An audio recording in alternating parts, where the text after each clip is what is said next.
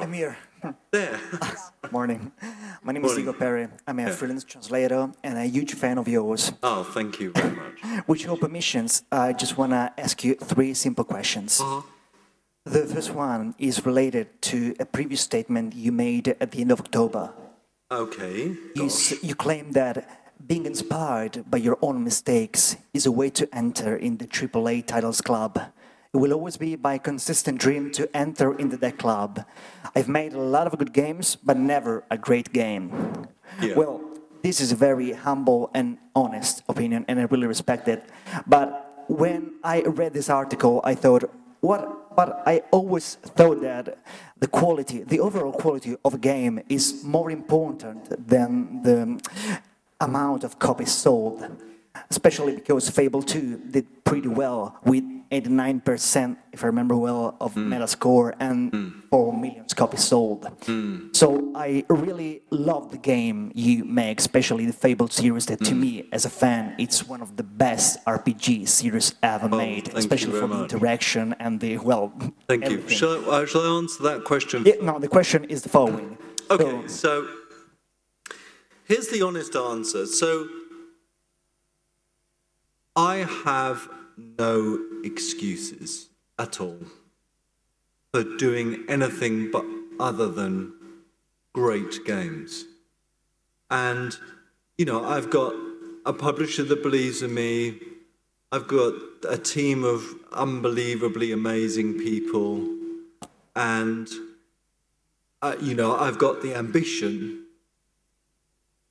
And yet, by any measure, I just want to create a great game. That's why I'm here. That's why I'm as passionate as I was back at the beginning.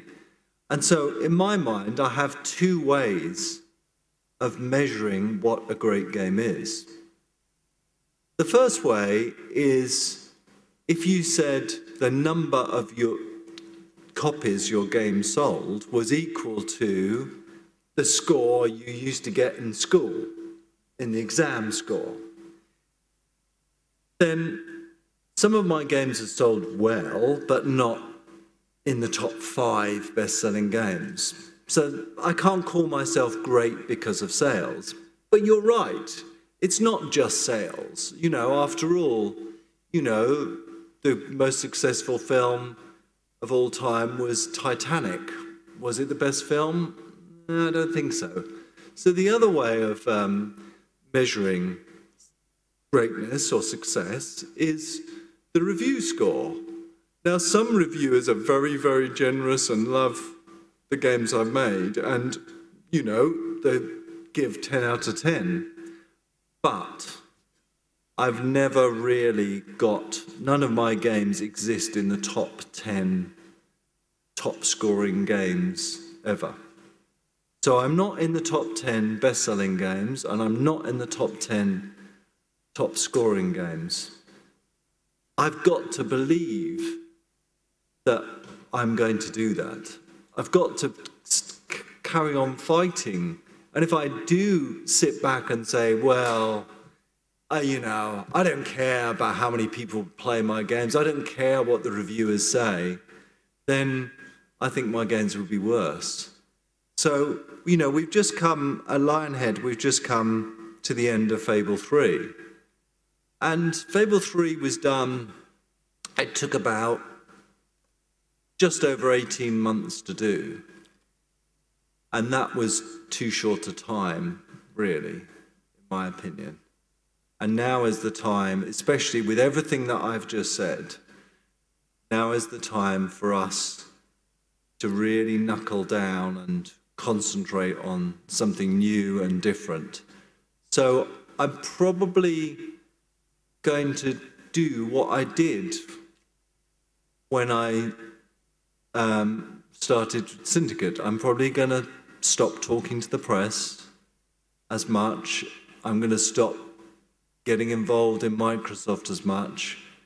And I'm going to get my head down and be a designer, because actually that's the only thing I'm any good at, to be honest with you.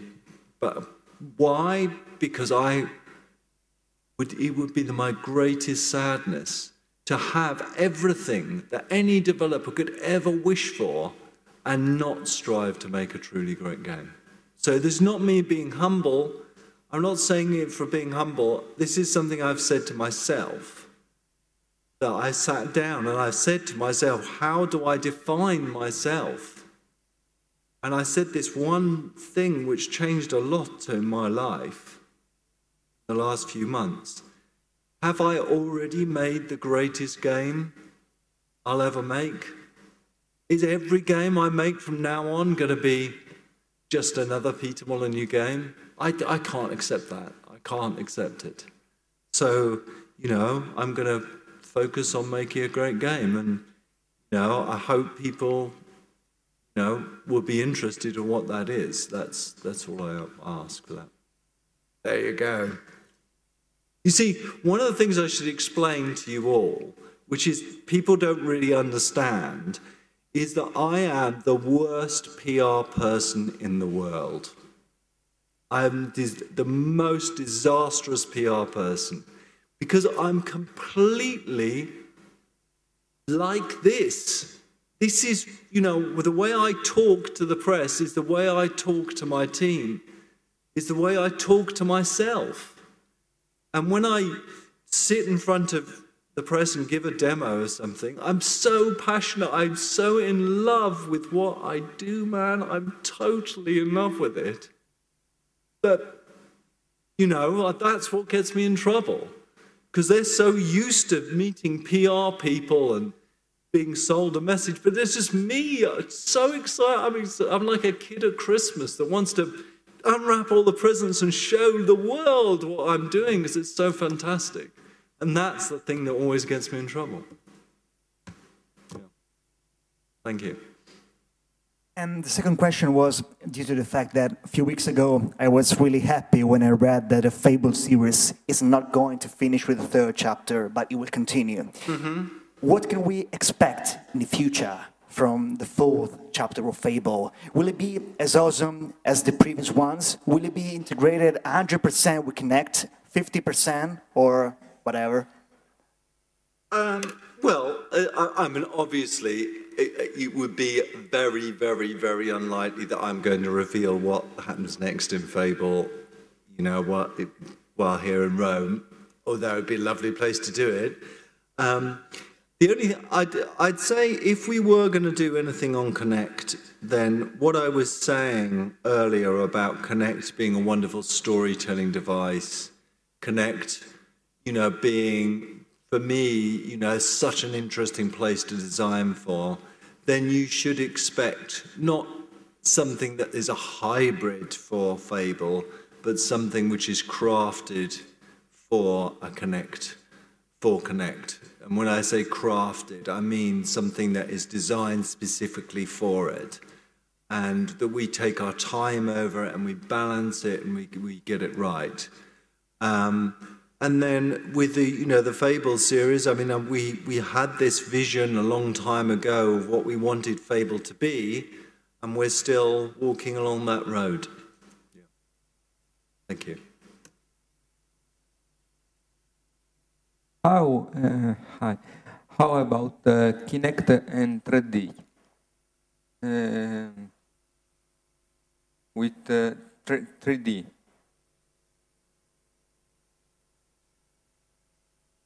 Kinect può fare 3D.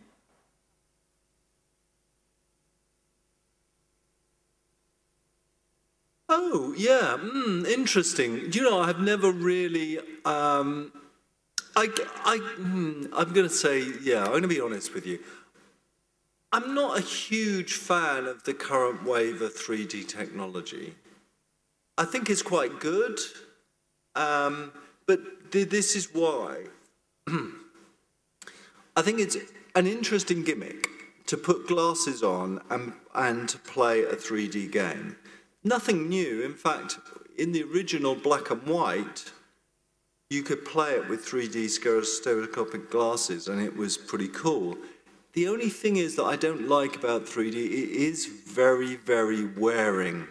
It's very, you know, you will end up getting a headache at some point. That's the way it works. because it's a trick with your eyes.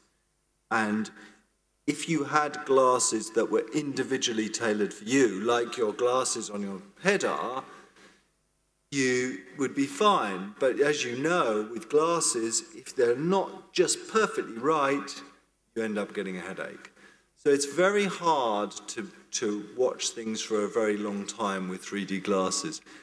That being said, one day we're going to be using 3D in a way that like they did in Hollywood with 3D a long time ago. So it might work, it might be interesting. You might go, ooh, ah.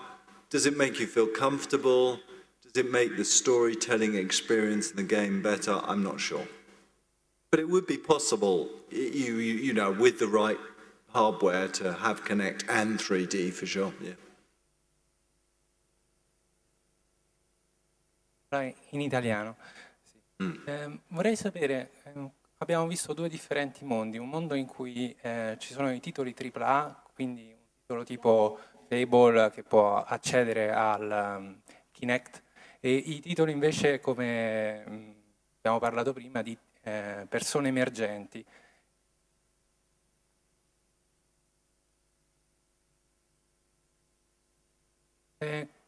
Non so se, forse come Microsoft ci può rispondere, se è prevista un'apertura di questi nuovi device agli sviluppatori indipendenti.